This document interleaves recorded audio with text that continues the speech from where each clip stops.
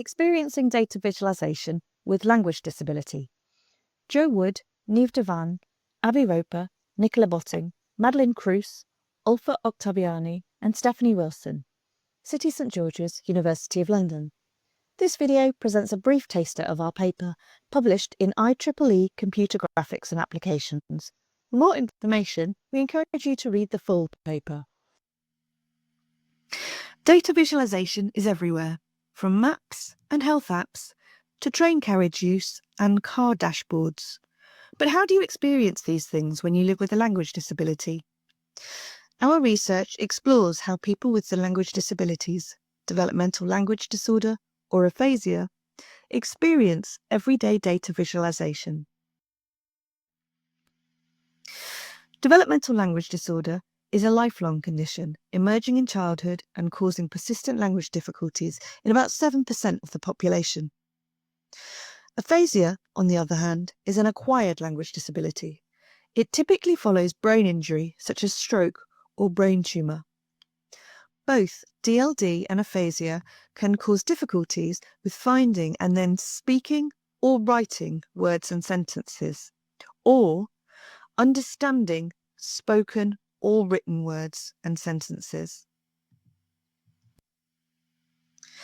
Despite 10% of the global population living with communication disabilities, data visualization research rarely considers their needs.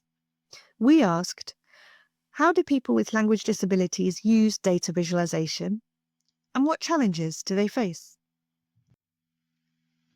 We conducted a qualitative diary study with 8 adults, 4 adults with DLD, and 4 adults with aphasia. Over the course of 1 week, participants documented visual information they encountered. We started with a briefing introducing the notion of data visualization, and then we asked participants to document their encounters with data visualization over the course of 1 week using a visual diary. After a week, we undertook in-depth interviews using supported conversation techniques.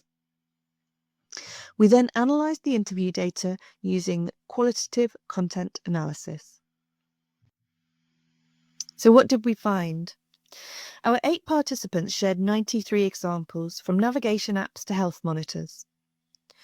Spatial and magnitude task types were the most common forms of data viz encountered and reported, and navigation and travel were the most common app types, followed by health and utilities. Colour coding helped usability.